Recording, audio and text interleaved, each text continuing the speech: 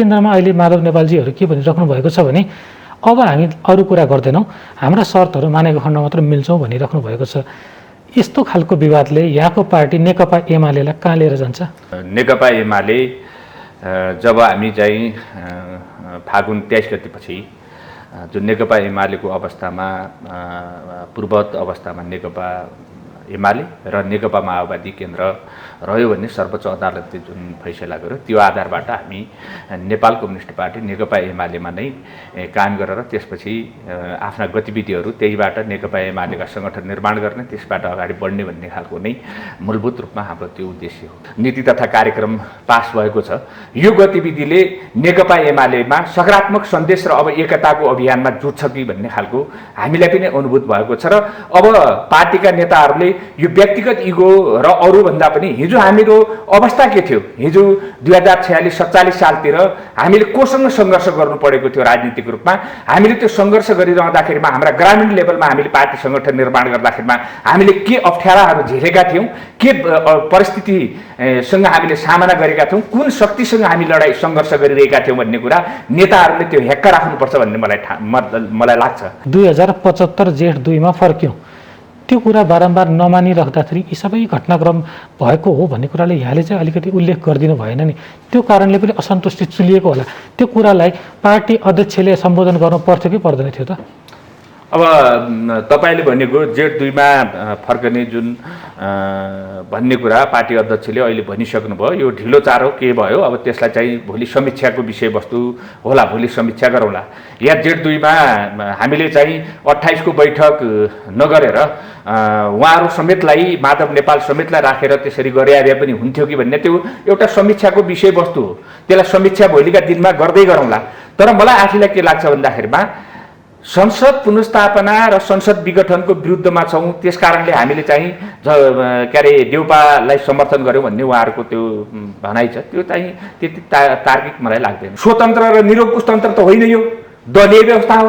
दलीय व्यवस्था अनुसार त धारा 2 लाई प्रयोग गर्नुपर्छ, 2 अनुसार हुनुपर्छ, 2 अनुसारको चाहिँ दलको नेताहरूले त दलले सहमति गर्नुपर्ने हुन्छ। तर चाहिँ के भन्दाखेरिमा त्यहाँ आफ्नो व्यक्तिगत ढङ्गले त्यहाँ सिन्चर गरियो। त्यस कारणले राष्ट्रपतिज्यूले चाहिँ अब यो उहाँले दुईटैलाई चाहिँ विश्वास गर्न सक्नु भएन अनि त्यो विश्वास नगर्न सकेर अहिले प्रतिनिधि सभा विघटन भएको अवस्था छ। काङ्ग्रेसको र हाम्रो वैचारिक लडाइँ छ र त्यो वैचारिक लडाइँभित्र तपाईँहरूले चाहिँ काङ्ग्रेसलाई साथ दिनु हुँदैन। यो नेकपा एमाले भित्रको लडाइँ भने त हाम्रो आन्तरिक लडाइँ हो। हाम्रो आन्तरिक विचारको पनि लडाइँ छैन यहाँ। मैले यहाँहरूलाई भनौँ, हामीसँग न विचारको लडाइँ छ, न नीतिको छ, न सिद्धान्तको छ, न दृष्टिकोणको छ। यहाँ मात्रै के छ भन्दाखेरिमा व्यक्तिगत इगो। हाम्रा केही बैठकहरू बसे, प्रति बैठकहरूमा अध्यादेश सरकारले ल्याएर संसदभित्र टेबल भइसकेका छन्। धेरै अध्यादेशहरू सदनमा टेबल छ, सदनमा सभामुखको टेबलमा छन्। सभामुखले त्यो निर्णयार्थ त्यसलाई चाहिँ टेबल गर्नु परेको पनि, त्यसलाई बैठकमा ल्याउनु परेको परेन, छलफलमा ल्याउनु परेको परेन। अनि त्यो प्रधानमन्त्रीको कमजोरी हुन्छ? सभामुखले ल्याउनु पर्ने हो कि त्यो प्रधानमन्त्री ल्याउने हो? सरकारले वार्ताबाट ती समस्या समाधान गर्ने कि प्रतिनिधि सभा भङ्ग गर्नलाई फास्ट ट्र्याक युज गर्नुपर्ने हो? सरकारले ल्याएका विधेयकहरू, अध्यादेशद्वारा ल्याएका विधेयकहरू, ती विधेयकहरू पेश हुन्छन्। अब पास गरेर नगर्ने सदनको अधिकारको कुरा हो। त्यो संसदको अधिकारमा सरकारले हस्तक्षेप कुनै कतै ठाउँमा पनि गरेको छैन। चाहिँ हामीले हाम्रा पार्टीका नेताहरूले के सोच्नु पर्थ्यो त भन्दाखेरिमा हामीले हिजो पनि 2017 सालमा हामीले काङ्ग्रेसलाई औँलो ठड्याएनौँ। 2000 चाहिँ के भन्दाखेरि 52 सालमा मध्यवर्ती निर्वाचन गिरिजाप्रसाद कोइरालाले हामीले औँलो ठड्याएनौँ हो। यस्तै कुरा काङ्ग्रेसले त्यतिखेरको पनि सत्ता टिकाउन सकेन भने आज हामीलाई त्यो प्रश्न उठिरहेको छ। आज नेपाल कम्युनिस्ट पार्टीका कार्यकर्तालाई, त्यो माओवादीलाई पनि उठेको छ, त्यो हामी नेकपा एमालेलाई पनि उठेको, नेताहरूलाई उठेको छ। इतिहास फेरि नेतृत्वले गर्नु हुँदैन। त्यस कारणले पार्टी कुनै पनि हालतमा फुटाएर जान सकिँदैन। पार्टीलाई एकताबद्ध बनाएर अगाडि जानुपर्छ। र मलाई त आफैलाई के लाग्छ भन्दाखेरि 54 को पीडालाई पनि हामीले मध्यनजर गरौँ। पार्टी कुनै हालतमा पनि फुटाउनु हुँदैन।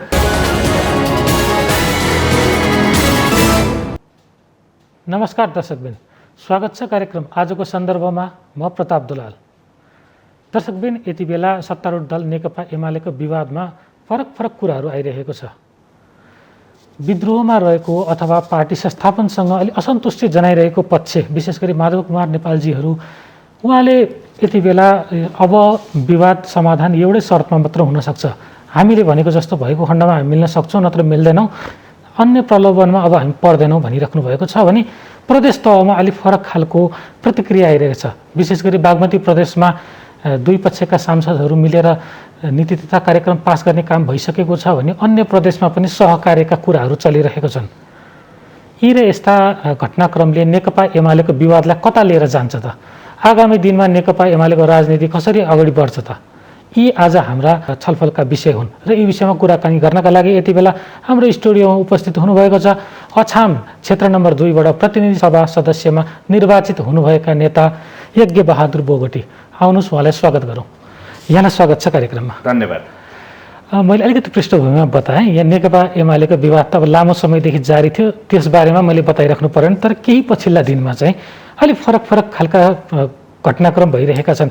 प्रदेश तहमा अलि मिल्न खोजेको हो कि जस्तो देखिएको छ। विशेष गरी सर्वोच्च अदालतको निर्णयपछि सर्वोच्च अदालतले जुन पछिल्लो समय जुन यहाँले महाधिवेशन आयोजक कमिटी गठन गर्नुभएको थियो त्यसलाई खारेज गरिदिएको छ भने यसले चाहिँ पुरानै अवस्थामा फर्किनुपर्ने बाध्य गराएको अवस्थासँगै यो खालको प्रदेश तहमा मिल्तीको अवस्था देखियो भने, तर केन्द्रमा अहिले माधव नेपालजीहरू के भनिराख्नु भएको छ भने अब हामी अरू कुरा गर्दैनौँ, हाम्रा शर्तहरू मानेको खण्ड मात्र मिल्छौँ भनिराख्नु भएको छ।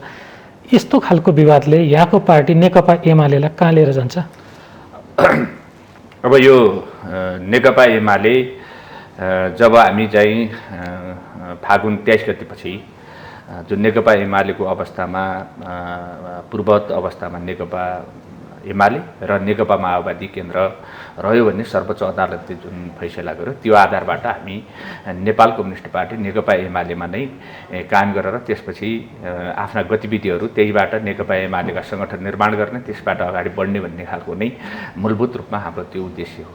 र त्यही आधारबाट बिचमा चाहिँ माधव नेपाल कमरेड लगायतका केही नेताहरू जो नेकपा हुँदाखेरिकै अवस्थामा पनि उहाँहरू फरक धारमा फरक विचार फरक दृष्टिकोण लिएर वर्तमान पार्टी अध्यक्ष सम्माननीय प्रधानमन्त्री कमरेड केपी ओलीको विरुद्धमा उनका गतिविधि ठिक भएनन् भन्ने विरुद्धमा उहाँ चाहिँ लागिरहनु भयो। र उहाँले त त्यो नेकपा हुँदाखेरिमा पनि सडकबाट साधारण सदस्यदेखि लिएर अन्य कारबाहीका कुराहरू पनि गर्नुभयो। र त्यही सेरोफेरोमा त्यसकै जुन प्रक्रिया थियो त्यो नेकपा हुँदाखेरिको त्यही प्रक्रिया अहिले पछिल्लो चरणमा नेकपा एमाले भइरहँदाखेरिमा पनि ती गतिविधिहरू अहिले भइरहेको अवस्था छ। र मलाई आफ्नो व्यक्तिगत रूपमा के लाग्छ त भन्दाखेरिमा जब हामी नेकपा एमाले हिजो चाहिँ हामीसँग प्रतिस्पर्धी गर्ने शत्रु शक्ति र मित्र शक्तिको रूपमा चाहिँ हामीले राजनीतिक दस्तावेजमा पनि अङ्गीकार गरेर अगाडि बढ्ने र राजनीतिक कसैसँग हाम्रो चाहिँ सङ्घर्ष छ भने हामीले 9 राष्ट्रिय महाधिवेशनबाट नेपाली काङ्ग्रेस पुँजीवादी पार्टी हो, त्यो नेपाली काङ्ग्रेससँग हाम्रो कहिल्यै पनि सहकार्य र सहमति हुन सक्दैन भन्ने कुरा हामीले चाहिँ स्पष्ट महाधिवेशनको दस्तावेजमा उल्लेख गरेको अवस्था छ। पछिल्ला घटनाक्रममा के देखियो त भन्दाखेरिमा व्यक्तिगत इगोका कारणले हामी कहाँ चुक्यौँ त भन्दाखेरिमा नेपाली काङ्ग्रेससँग पनि सहकार्य गर्न र उसलाई चाहिँ प्रधानमन्त्री मान्नका निम्ति हामी चुक्यौँ। यस्ता गतिविधिले यस्ता क्रियाकलापले पार्टी अहिले चाहिँ समस्यामा परेको छ। तपाईँले भन्नुभयो सर्वोच्च अदालतको जो फैसला, त्यो सर्वोच्च अदालतले अस्ति चाहिँ आयोजक कमिटी भन्दा पनि केन्द्रीय कमिटीले निर्णय गर्नुपर्छ भन्ने खालको छ। नेकपा एमालेको महाधिवेशन केन्द्रीय कमिटी नै आयोजक कमिटीको रूपमा काम गर्नेछ भन्ने खालको जो छ, त्यही आधारबाट हामीले चाहिँ 10औं राष्ट्रिय महाधिवेशन आयोजक कमिटी जो गर्ने समय पनि पुगिसकेको थियो, हामीले महाधिवेशन अहिलेसम्म गरिसकेका अवस्था छैन। त्यसकारणले महाधिवेशन तत्कालै मङ्सिरमा गर्नुपर्छ भन्ने मान्यताका आधारबाट आयोजक कमिटी बनाइएको थियो। आयोजक कमिटी पनि जब नेकपा जो माधव कमरेड लगायतका जो निर्वाचित हाम्रो चाहिँ 9 राष्ट्रिय महाधिवेशनको 205 जनाको निर्वाचित कमिटी छ, त्यो निर्वाचित कमिटीलाई कायम गर्दै र माओवादीबाट जो समायोजनमा हामी नेकपा एमाले हुन्छौँ अब चाहिँ माओवादीमा फर्कदैनौँ भन्ने केही माओवादीबाटका आएका नेता कमरेडहरूलाई पनि त्यसमा चाहिँ व्यवस्थापन गरेर जानुपर्छ भनेर उहाँहरूलाई चाहिँ व्यवस्थापन गरेर अगाडि लिएर त्यो आयोजक कमिटीको रूपान्तरण भएको हो। अस्ति नै हाम्रो पार्टीको अध्यक्षज्यूले यो सर्वोच्चको फैसला नआउनुभन्दा अगाडि नै उहाँले चाहिँ 6 बुँदे प्रस्ताव पार्टी एकताका निम्ति आउनुहोस् भनेर जुन जेठ 2 गतेतिरको कमिटीलाई हामी फर्क्यौँ, त्यतातर्फ चाहिँ जानुपर्छ, अब ल आउनुहोस् छलफल गरौँ भन्ने कुरा उहाँले आफ्नो कमिटमेन्टमा जारी गरिसक्नु भएको छ। त्यो भएको हुनाले अब यो पार्टीलाई हिजो जेठ 2 मा फर्कनुपर्छ भन्ने खालको मान्यता र त्यो शर्त थियो भने आज जेठ 2 मा फर्कने पार्टी अध्यक्षले आफैले भनिसक्नुभयो। अनि त्यसलाई चाहिँ अझ फेरि अर्को चाहिँ अन्य फेरि त्यस्ता खालका तर्कहरू कुतर्कहरूको राख्ने खालले यो पार्टी एकता हुन सक्दैन। मलाई त के लाग्छ भन्दाखेरिमा विभिन्न खालको गर्ने पार्टी नेकपा एमालेलाई कमजोर गराउने जुन रणनीति र प्रक्रिया छ, गतिविधि छ, यो नितान्त कम्युनिस्ट पार्टीका इमान्दार कार्यकर्ता र सच्चा कार्यकर्ताका निम्ति यो सही हुनेवालो छैन, यो मान्ने पक्षमा छैनौँ। जुन पछिल्ला दिनमा तपाईँले भन्नुभयो आज बागमतीदेखि लिएर बागमती प्रदेशको कुरामा पनि जो नीति तथा कार्यक्रम पास भएको छ, यो गतिविधिले नेकपा एमालेमा सकारात्मक सन्देश र अब एकताको अभियानमा जुट्छ कि भन्ने खालको हामीलाई पनि अनुभूत भएको छ। र अब पार्टीका नेताहरूले यो व्यक्तिगत इगो र अरूभन्दा पनि हिजो हाम्रो अवस्था के थियो, हिजो 2046-47 सालतिर हामीले कोसँग सङ्घर्ष गर्नु परेको थियो राजनीतिक रूपमा। हामीले त्यो सङ्घर्ष गरिरहँदाखेरिमा हाम्रा ग्रामीण लेभलमा हामीले पार्टी सङ्गठन निर्माण गर्दाखेरिमा हामीले के अप्ठ्याराहरू झेलेका थियौँ, के परिस्थितिसँग हामीले सामना गरेका थियौँ, कुन शक्तिसँग हामी लडाइँ सङ्घर्ष गरिरहेका थियौँ भन्ने कुरा नेताहरूले त्यो हेक्का राख्नुपर्छ भन्ने मलाई लाग्छ। किन भन्दाखेरिमा हिजो त्यतिखेरको त्यो अवस्था थियो, हामीले चाहिँ कुनै गाउँमा सङ्गठन निर्माण गर्न जाँदाखेरिमा हामीले त्यहाँबाट लखेटिनु पर्ने स्थिति थियो।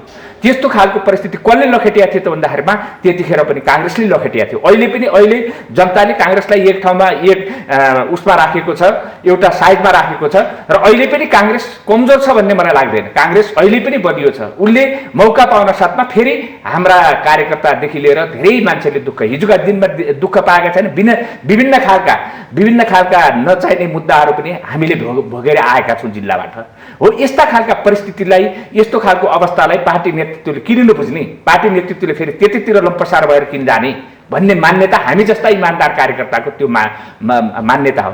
त्यस कारणले मैले के भन्छु भन्दाखेरिमा पार्टीभित्र जेसुकै केही कुरामा कसैको व्यक्तिगत कार्यशैलीप्रति चित्त बुझ्दैन होला, कसैको चाहिँ व्यक्तिगत व्यवहारप्रति चित्त बुझ्दैन होला, तर पार्टीको नेता र पार्टीको अध्यक्ष, पार्टीको महासचिव, पार्टीको नेतृत्व, वरिष्ठ नेताहरू भइसके पछाडि कसैका व्यक्तिगत व्यवहारका कारणले पार्टीलाई धोका दिन पाइँदैन कसैले पनि। यो कुरा हाम्रो छ। त्यस कारणले हामी के भन्छौँ त भन्दाखेरिमा जुन पार्टी अध्यक्षले अहिले पछिल्लो चरणमा 6 बुँदे प्रस्ताव पार्टी एकताका निम्ति फर्कनुहोस्, सबै साथीहरू हामी एकमत भएर जाउँ। हामी कसैलाई योभन्दा विगतमा हामीले कसैलाई तुच्छ शब्दहरू प्रयोग गऱ्यौँ होला, केही गऱ्यौँ होला, विभिन्न खालका गलत आरोपहरू पनि लगायौँ होला। अब आइन्दादेखि यी कुराहरू पूर्वाग्रह नराखेर हामी पार्टीलाई वैचारिक रूपमा, भावनात्मक रूपमा एकताबद्ध बनाएर जाउँ भनेर उहाँले जो 6 बुँदे प्रस्ताव ल्याउनु भएको छ, यो प्रस्तावले मलाई लाग्छ नेताहरूको दिमागमा घैँटोमा घाम झल्किन्छ कि भन्ने मलाई लाग्छ। यहाँले वास्तवमा आफ्नो पाटो कुरा गर्नुभयो, तर यहाँले कुरा गरिरहेको 2-3वटा कुरा चाहिँ अलिकति छुटेको जस्तो पनि लाग्यो। एउटा कुरा के भने काङ्ग्रेससँग उहाँहरू आफ्नो इच्छाले भन्दा पनि बाध्यात्मक परिस्थितिमा सहकार्य गरेको अवस्था देखिएको छ। किन भनेदेखि उहाँहरू प्रतिनिधि सभा विघटनको विपक्षमा हुनुहुन्थ्यो, उहाँहरू यसअघि पनि विपक्षमा हुनुहुन्थ्यो, अहिले पनि विपक्षमा हुनुहुन्थ्यो। त्यो कदम जोगाउनका लागि नै भनेर उहाँहरू अहिले जानुभएको छ। उहाँले त्यो खालको स्पष्टीकरण दिनुभएको छ। र अर्को कुरा के छ भने जुन फागुन 28 जुन खालको निर्णय भयो, जुन माओवादी केन्द्रबाट आएका रामबहादुर थापा लगायतका व्यक्तिहरूलाई केन्द्रीय समितिमा ल्याउने जुन यहाँहरूको प्रयास थियो, त्यसमा हामी पनि सहभागी हुन्छौँ भने उहाँहरूको माग थियो, त्यो पनि सुनवाई भएन। र अहिले पछिल्लो समय जुन 6 बुँदेको कुरा गर्नुभयो यहाँले, 6 बुँदेमा एउटा बुँदा के पनि थियो भने आफ्नो गल्तीहरू महसुस गर्दै यस्तो गरेर फिर्ता लिनुपर्ने भन्ने बुँदाहरू पनि थियो। भनेपछि उहाँहरूले यसअघिदेखि नै एउटै कुरा माग राखिराख्नु भएको थियो, 2075 जेठ 2 मा फर्क्यौँ। त्यो कुरा बारम्बार नमानिराख्दाखेरि यी सबै घटनाक्रम भएको हो भन्ने कुराले यहाँले चाहिँ अलिकति उल्लेख गरिदिनु भएन नि। त्यो कारणले पनि असन्तुष्टि चुलिएको होला। त्यो कुरालाई पार्टी अध्यक्षले सम्बोधन गर्नु पर्थ्यो कि पर्दैन थियो त? अब तपाईँले भनेको जेठ 2मा फर्कने जुन भन्ने कुरा पार्टी अध्यक्षले अहिले भनिसक्नुभयो, यो ढिलो चाँडो के भयो, अब त्यसलाई चाहिँ भोलि समीक्षाको विषयवस्तु होला, भोलि समीक्षा गरौँला। या जेठ 2मा हामीले चाहिँ 28 को बैठक नगरेर उहाँहरू समेतलाई, माधव नेपाल समेतलाई राखेर त्यसरी गरे पनि हुन्थ्यो कि भन्ने त्यो एउटा समीक्षाको विषयवस्तु हो। त्यसलाई समीक्षा भोलिका दिनमा गर्दै गरौँला। तर मलाई आफूलाई के लाग्छ भन्दाखेरिमा संसद पुनर्स्थापना र संसद विघटनको विरुद्धमा छौँ, त्यस कारणले हामीले चाहिँ के अरे देउपालाई समर्थन गर्यौँ भन्ने उहाँहरूको त्यो भनाइ छ, त्यो चाहिँ त्यति तार्किक मलाई लाग्दैन। किनभने प्रधानमन्त्रीले चाहिँ विश्वासको मत अस्ति वैशाख 27 गते लिनुभयो। उहाँले 27 गते अधिवेशन बोलाउनु भयो र विश्वासको मत मलाई दिनुहोस् भनेर भन्नुभयो। त्यति बेला त्यो 2075 जेठ 2मा फर्केर ल्याए कि विश्वासको मत दिनुहोस् भनेर भन्नुभयो है। विश्वासको मत दिँदाखेरिमा नेकपा एमालेका सांसदहरू जो पार्टीको अध्यक्ष संसदीय दलको नेता हुनुहुन्छ र यो मुलुकको प्रधानमन्त्री हुनुहुन्छ, उहाँले आफूलाई विश्वासको मत देऊ भनेर भन्दाखेरिमा आफ्नै पार्टीका 27 जना सांसदहरू त्यहाँ उपस्थित हुनुहुन्न। सुन्नु, उपस्थित हुनु भएन हो। उपस्थित नभएका कारणले अब सरकार अल्पमतमा पर्यो। धारा 3 अनुसारको सरकार गठन भयो। धारा 3 को सरकारले पनि फेरि चाहिँ के गर्नुपर्छ भन्दाखेरिमा विश्वासको मत 1 महिनाभित्र लिनुपर्छ। तर तत्कालीन परिस्थितिमा 27 गते विश्वासको मत छैन भन्ने छ र त्यसपछि विश्वासको मत 1 महिनाभित्र राजनीतिक रूपमा अरू रूपमा पनि आधार तयार नभइसकेका हुनाले प्रधानमन्त्रीले विश्वासको मत लिनु भएन। धारा 2मा जानुभयो। बेलै नभइकन 2मा, त्योभन्दा अगाडि 2मा गयो। 2मा 2 वा 2 भन्दा दलको कसैको पनि बहुमत पुगेन हो, कसैले लिन सकेन।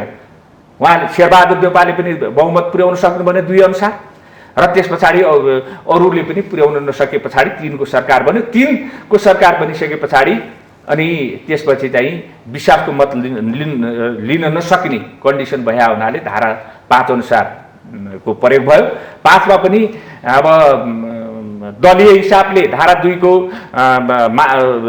2लाई मान्यता गर्दै अनि संसदमा रहेका कुनै पनि सदस्यले चाहिँ के भन्दाखेरिमा आफूसँग बहुमत छ भनेर राष्ट्रपति कहाँ जान सक्ने र राष्ट्रपतिले उपयुक्त ठहरेको अवस्थामा त्यसलाई प्रधानमन्त्री नियुक्ति गर्न सक्नेछन् भन्ने धारा 5 को व्यवस्था हो। धारा 5 अनुसार चाहिँ के भन्दाखेरिमा प्रधानमन्त्रीले केपी ओली कमरेडले सम्माननीय प्रधानमन्त्रीले 2 अनुसारको उहीमा चाहिँ जसपा र चाहिँ के भन्दाखेरिमा नेकपा एमालेको सदस्य सङ्ख्या लिएर उहाँ चाहिँ 153 जनाको सिट लिएर जानुभयो। र त्यस पछाडि शेरबहादुर देउपाहरूले चाहिँ के भन्दाखेरिमा 147 जना 49 जना 149 जनाको नेकपा एमालेका 27 जना अनि नेपाली काङ्ग्रेसदेखि जसपाको पनि उपेन्द्र यादवहरूसम्म यो लिएर जानुभयो। र त्यस पछाडि अब धारा 5 को व्याख्या भनेको चाहिँ स्वतन्त्र र निरङ्कुश तन्त्र त होइन, यो दलीय व्यवस्था हो। दलीय व्यवस्था अनुसार त धारा 2लाई प्रयोग गर्नुपर्छ, 2 अनुसार हुनुपर्छ। 2 अनुसारको चाहिँ दलको नेताहरूले त दलले सहमति गर्नुपर्ने हुन्छ। तर चाहिँ के भन्दाखेरिमा त्यहाँ आफ्नो व्यक्तिगत ढङ्गले त्यहाँ सिन्चर गरियो। त्यस कारणले राष्ट्रपतिज्यूले चाहिँ अब यो उहाँले दुईटैलाई चाहिँ विश्वास गर्न सक्नु भएन अनि त्यो विश्वास नगर्न सकेर अहिले प्रतिनिधि सभा विघटन भएको अवस्था छ। अब यसको अवस्थामा चाहिँ अब सर्वोच्चमा फैसला के अरे सर्वोच्चमा रिट पढेको छ। अब सर्वोच्चले के फैसला गर्छ त्यसलाई त हामी सबैले मानेर जानै पर्छ। ठिक छ। यहीँनिर एउटा प्रश्न मलाई के जोड्न मन लाग्यो भने जस्तै यहाँले माधव नेपालजीहरूले धारा 5मा 76/5मा पुगिसकेपछि हस्ताक्षर गरेको विषयहरूलाई यहाँले अलि असन्तुष्टि जनाउनु भएको छ। तर उहाँहरूले जब 76(2) अनुसार शेरबहादुर देउबाजीले दाबी गर्ने कुरा चलेको थियो, उहाँले हस्ताक्षर मागिराख्नु भएको थियो, त्यो बेला उहाँहरूले नदिएको चिजलाई त बिल्कुलै व्यवस्था गर्नुभयो। उहाँहरू पर्खाइमा हुनुहुन्थ्यो पार्टी विवाद मिलोस्, हाम्रै सरकार बनोस्। अझ उहाँहरू त केसम्म भनिराख्नु भएको थियो भने हाम्रो सरकार मात्र होइन, हामी त अरूलाई पनि समर्थन माग्न जान्छौँ, हामीलाई ठाउँ दिनु पर्यो पार्टीमा भन्ने विषय त बारम्बार सम्बोधन नभएको हो नि त। बारम्बार उहाँहरूलाई कुरामा झुलाउने लगायतका काम भएर जब प्रतिनिधि सभा विघटनकै दिशामा गएको भन्ने उहाँहरूको जुन अनुमान सही साबित भयो, जब चाहिँ प्रतिनिधि सभा विघटनको अब 1 महिना बाँकी नै थियो, त्यतिखेर समय 76 अनुसार प्रधानमन्त्री बन्नुभएको थियो। 1 महिनासम्ममा पार्टी विवाद समाधान गरेर फेरि जसपासम्म मिलेर चाहिँ फेरि सरकारको विश्वासको मत लिन सक्ने अवस्थालाई नै बिल्कुलै व्यवस्था गरेर छिटो गएर अलिक फास्ट ट्र्याक गरेर प्रतिनिधि सभा विघटन गर्दा अलिकति यहाँनिर कमजोरी भयो कि किन यहाँ त फेरि प्रतिनिधि सभा सदस्य पनि हुनुहुन्छ, यहाँ त कति दुःख गरेर चुनाव जितेर आउनुभएको नि। अब यो कुरा तपाईँले भनेको कुरा अब हामीलाई चाहिँ अलि ढिलै भए पनि अब चाहिँ के भन्दाखेरि 1 महिना भित्रमा जतिखेर विश्वासको मत लिए पनि हुन्छ भन्ने कुरा त्यो साँचो हो। अनि 1 महिनाभित्रमा विश्वासको मत लिँदाखेरिमा आधार त तयार भएको छैन। आधार त आजसम्म पनि हिजो 6 बुँदे प्रस्ताव कमरेड अध्यक्षले अब पार्टी एकता धारा के अरे हाम्रो चाहिँ Z2 मा हामी फर्क्यौँ, Z2 अनुसार आयो, तपाईँहरूको भनेअनुसार अब हामी गर्ने भयौँ, ल आउनुहोस् Z2 को चाहिँ के भन्दाखेरिमा उसमा बसौँ भनेर भन्नुभयो। र त्यसपछि त्यसमा शर्त पनि राख्नुभयो, जो के अरे शेरबहादुर देउपालाई को उहिले प्रधानमन्त्री बनाउने भनेर जो हस्ताक्षर गर्नुभएको छ त्यसलाई चाहिँ फिर्ता लिएर आउनुहोस् भनेर भन्नुभएको छ हो। अनि त्यो किन नगर्न सक्ने त? Z2 मा फर्किने कुरा जो आइसके पछाडि उहाँले त्यो फर्किनु पर्छ भनेर भनेको छ। अहिलेसम्म पनि अल्बिलिनु भएको छ। अहिले पनि हामीलाई क्यास चाहियो, हामीलाई चाहिँ त्यो शब्दले हुँदैन, हामीलाई त्यो लेखेर हुँदैन, हामीलाई चाहिँ देखिने गरी चाहियो। अब देखिने गरी के हो दिनुपर्ने? देखिनु गरी होइन, निर्णय त त्यो गर्नुभयो त अध्यक्षजीले। धारा 2 मा आउँ अनि पार्टीलाई मिलाएर जाउँ, काङ्ग्रेसलाई समर्थन नगरौँ। काङ्ग्रेस हाम्रो चाहिँ यो लोकतान्त्रिक अभ्यासमा चाहिँ के भन्दाखेरिमा उसँग हामी चाहिँ एउटा चाहिँ मित्र सम्बन्ध भन्दा पनि हाम्रो द्वन्द्वात्मक सम्बन्ध छ होइन। काङ्ग्रेसको र हाम्रो वैचारिक लडाइँ छ र त्यो वैचारिक लडाइँभित्र तपाईँहरूले चाहिँ काङ्ग्रेसलाई साथ दिनु हुँदैन।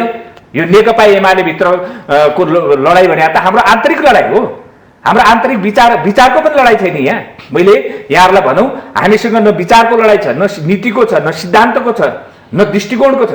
यहाँ मात्रै के छ भन्दाखेरिमा व्यक्तिगत इगो र त्यस पछाडि कसले पद पाएन, कसले प्रतिष्ठा पाएन, कसले मन्त्री पाएन, अनि कसले चाहिँ मान पाएन, कसले मर्यादा पाएन। अनि यही विषयवस्तुमा चाहिँ के भन्दाखेरि आज यो कम्युनिस्ट आन्दोलन अल्झिरहेको छ।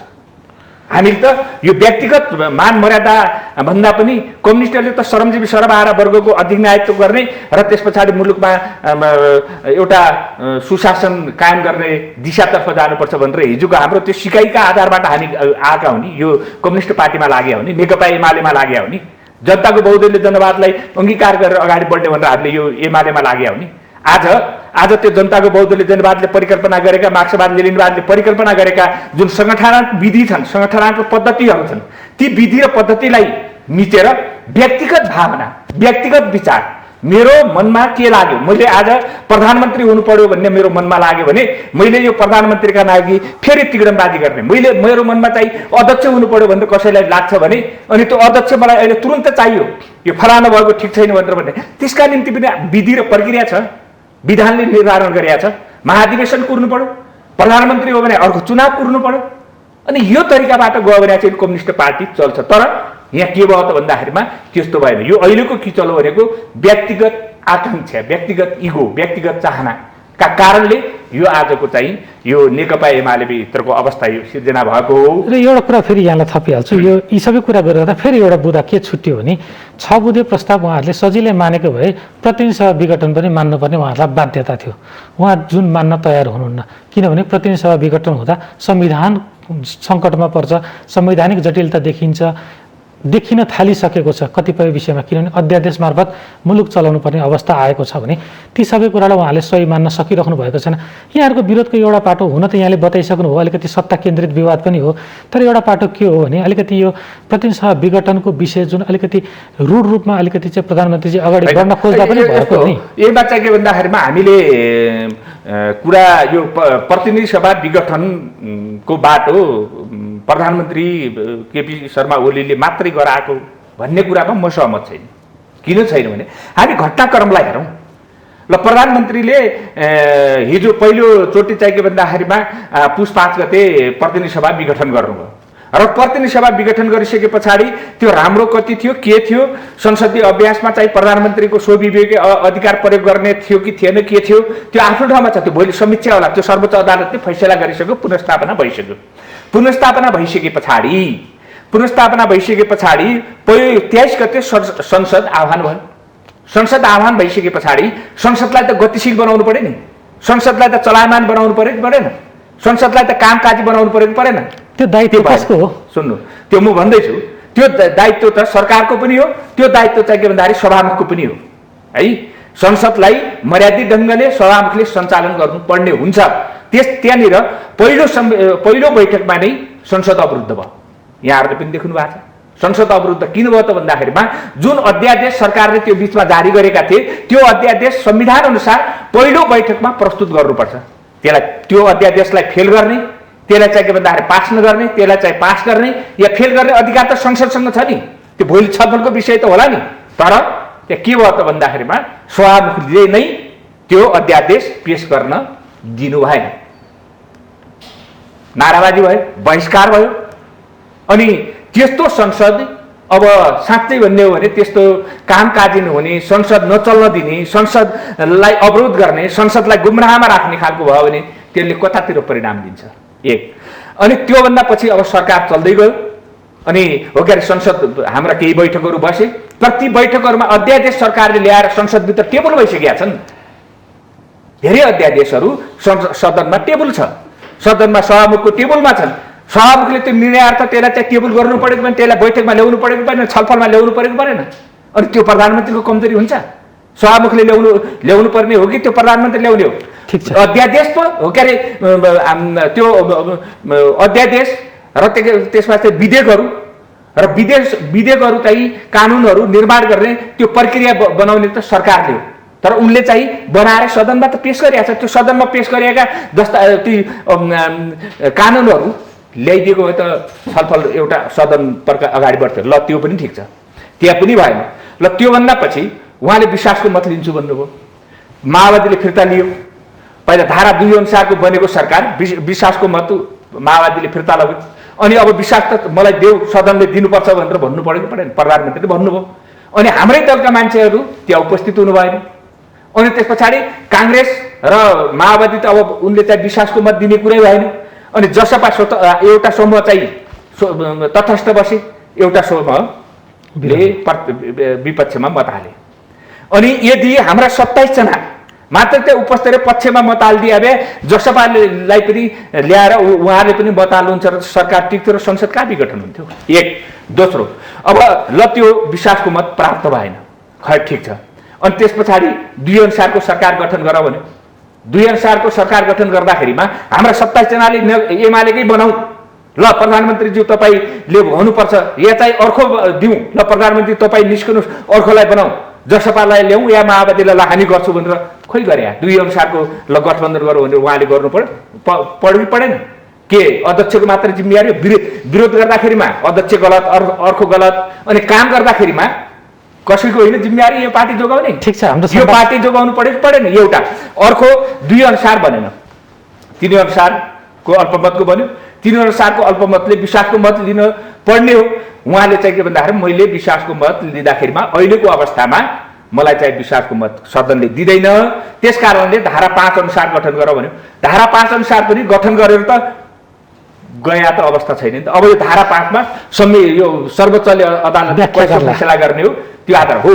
संसद विघटनको प्रक्रियासम्म यहाँसम्म ल्याउनका निम्ति केपी ओली मात्रै दोषी हुनुहुन्न। हामीले घटनाक्रमलाई पनि हेर्नुपर्छ। यसमा उहाँको कमजोरी भन्दा पनि अरूको कमजोरी बढी देखिन्छ। ठिक छ, हाम्रो संवाद जारी नै रहन्छ। दर्शक पनि यति बेला कार्यक्रममा पालो गएको छ। विश्रामपछि हामी आउने नै छौँ, हामीसँगै रहनुहोला।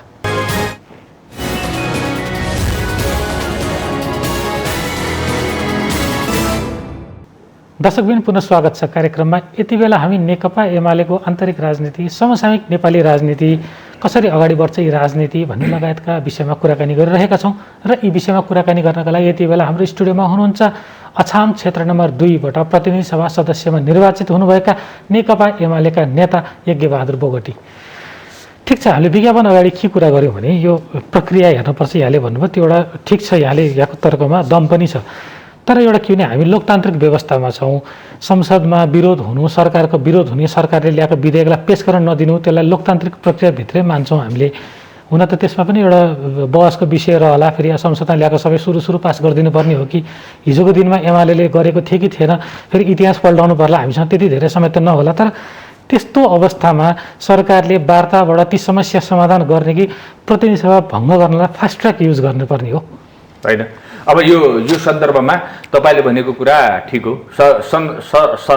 संसदमा सरकारले ल्याएका विधेयकहरू, अध्यादेशद्वारा ल्याएका विधेयकहरू, ती विधेयकहरू पेश हुन्छन्। अब पास गर्ने र नगर्ने सदनको अधिकारको कुरा हो।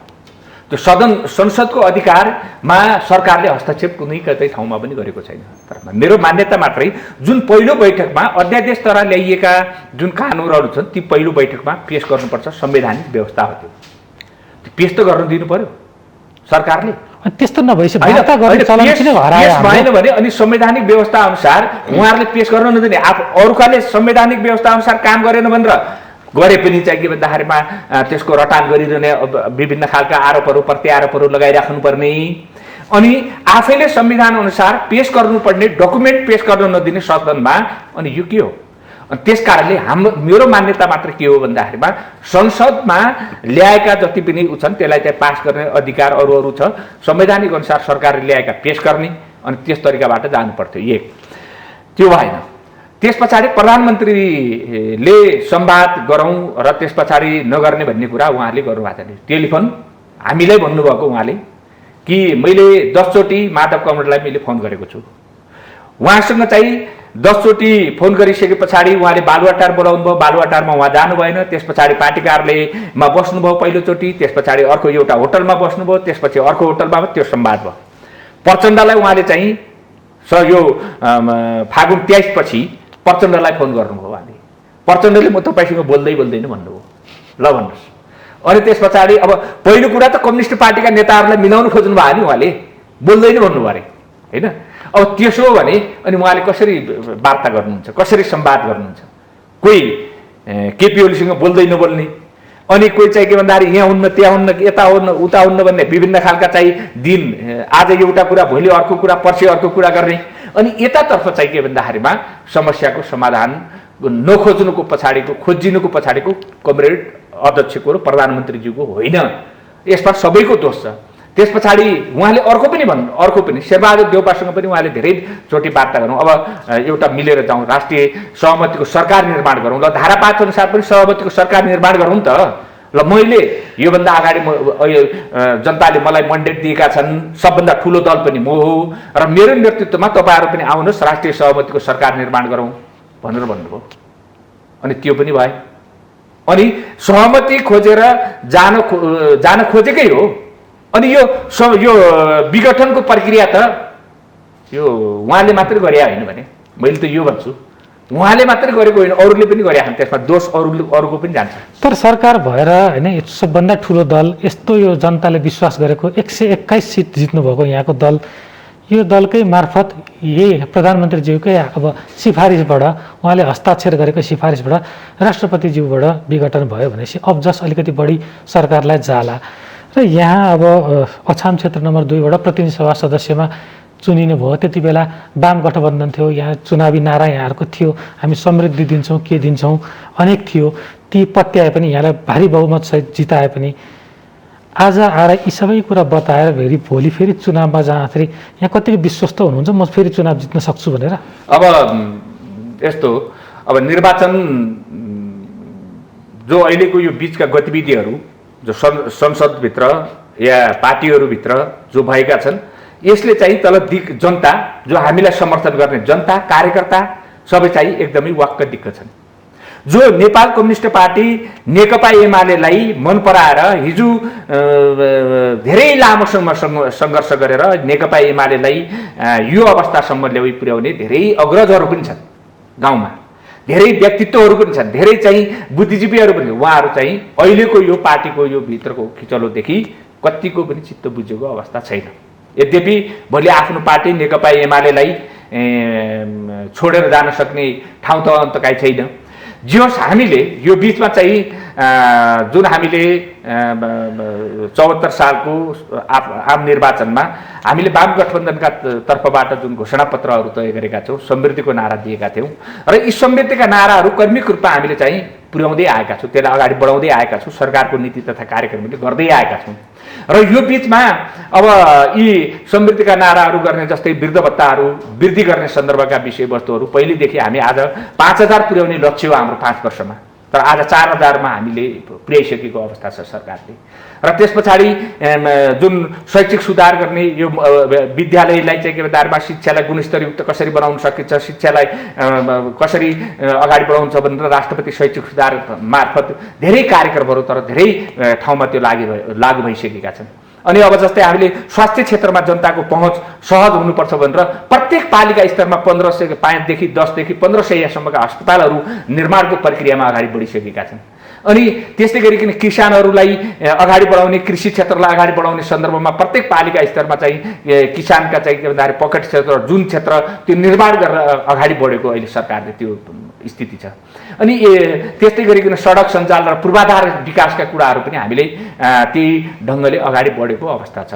यो सरकारले नगरेको भन्ने कुरै छैन, त्यो घोषणापत्र अनुसार गरेको छ। कतिपय हामीलाई चाहना हुँदाहुँदै पनि इच्छा हुँदा भने नेपालको वस्तुगत अवस्थाले धेरै चाहना र धेरै इच्छा र धेरै घोषणापत्रमा लेखिएका कुराहरू पनि कतिपय हामीले गर्न सकेको अवस्था छैन। यदि यो सरकार स्थायी रूपमा अगाडि बढेको भए, सहज ढङ्गले अगाडि बढिदिएको भए म यहाँहरूलाई भनौँ साँच्चैकै यो चाहिँ के भन्दाखेरि म आफू संसद भएको मैले 2 वर्ष मात्रै मन खोलेर जनताको सेवा गर्नुपर्छ, जनताको मेरो क्षेत्रको मेरो जिल्लाको मैले चाहिँ काम गर्न पाउनुपर्छ भनेर मन खोलेर 2 वर्ष मात्रै काम गर्न पाएँ।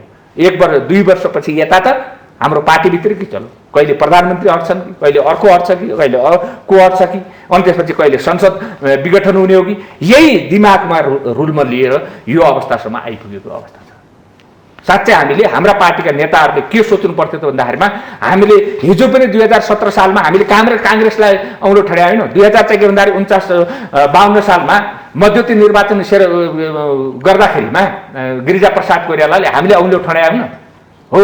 यस्तै कुरा काङ्ग्रेसले त्यतिखेरको पनि सत्ता टिकाउन सकेन भने आज हामीलाई त्यो प्रश्न उठिरहेको छ। आज नेपाल कम्युनिस्ट पार्टीका कार्यकर्तालाई त्यो माओवादीलाई पनि उठेको छ, त्यो हामी नेकपा एमालेलाई पनि उठेको, नेताहरूलाई उठेको छ। किन टिकाउन सकिएन? यसभित्र कारणहरू होला, केही कसैका मत वितरण हुन सक्छन्, केही वैचारिक कारण होला, अरू होला, त्यो खोजौला भोलिको इतिहासले त्यसको व्याख्या गर्ने मिलाउने जिम्मेवारी यहाँहरुकै हैन। त्यो खोज्नु पर्ने होला, त्यो भोलि इतिहासले खोज्छ त्यो। तर आज चाहिँ के भन्दाखेरिमा जनताले यो प्रश्न गरिरहेका छन्।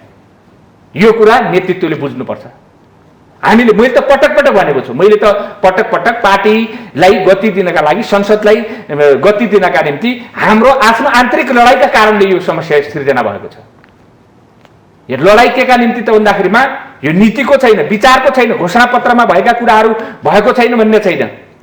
यहाँ मात्रै मलाई फलानो चिज चाहियो, मलाई फलानो ठाउँ चाहियो, मलाई फलानो ठाउँ भएन भने हुन्न, यही विचारबाट अनि यो समस्या सिर्जना भएको छ। त्यसकारणले मैले के भन्छु त भन्दाखेरि जनता सरकारले गरेका कामहरू त प्रति त जनता नजिकबाट हेरिरहेका छन्।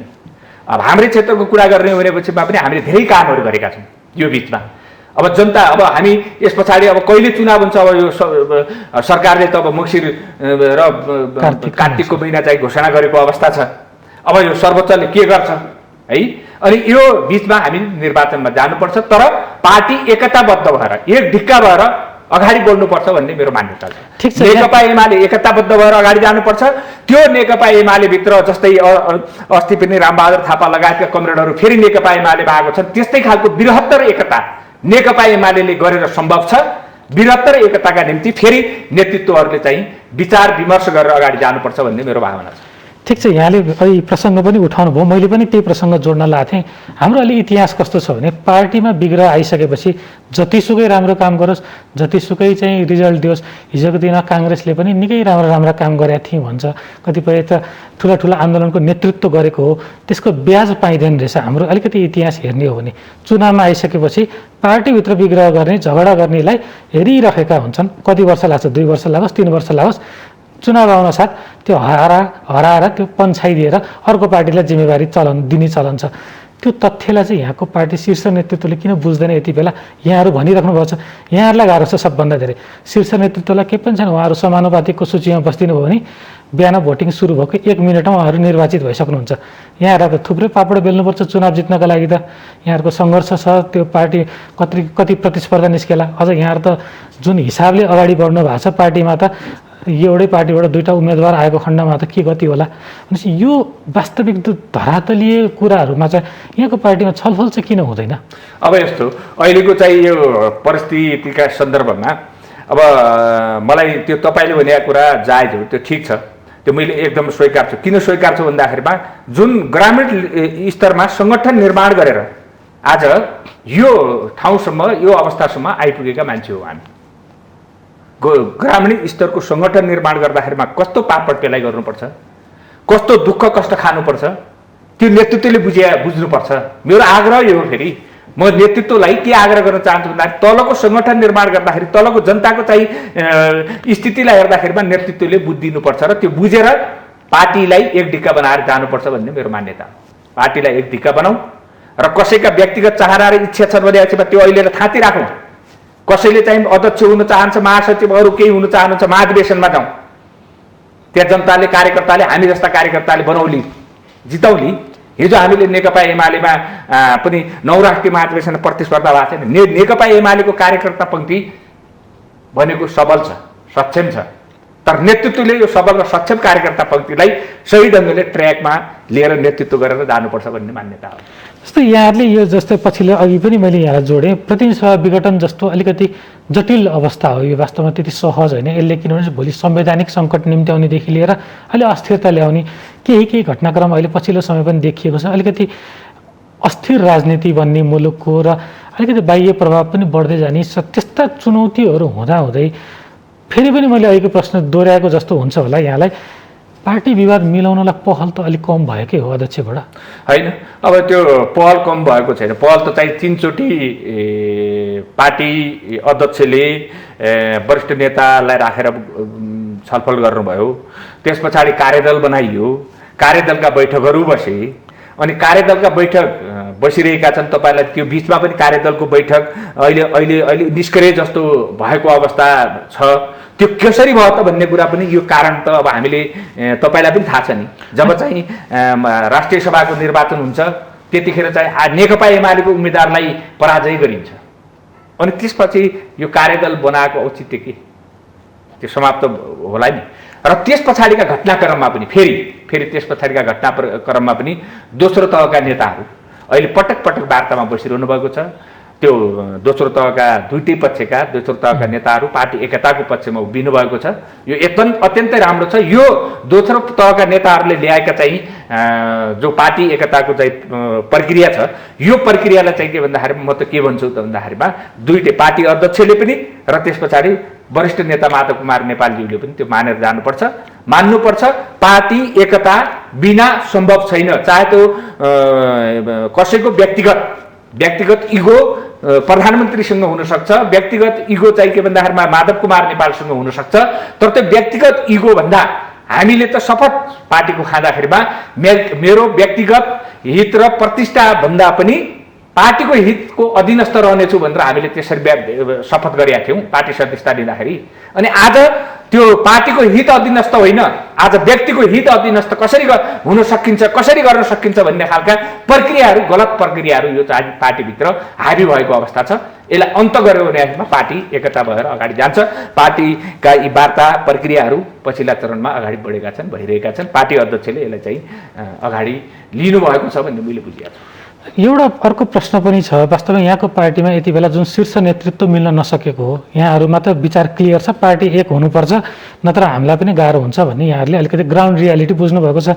तर के भनिन्छ भने अहिले बाहिरबाट देख्ने विश्लेषकहरूले, यहाँकै पार्टीका कतिपय नेताले त्यो एउटा घेराबन्दीमा बस्नुभएको छ। हाम्रो शीर्ष नेतृत्वहरू त्यो घेराबन्दीले हामीलाई मिल्न दिइरहेको छैन, त्यो घेराबन्दी तोड्न चाहिँ हाम्रो नेतृत्व असफल हुनुभयो भन्ने आरोप पनि लागिरहेको छ। यसमा चाहिँ कतिको सत्यता देख्नुहुन्छ यहाँले? अब हुनसक्छ त्यो यो यहाँहरूले भने त्यो एकदम गलत हो भनेर म भन्दिनँ होइन।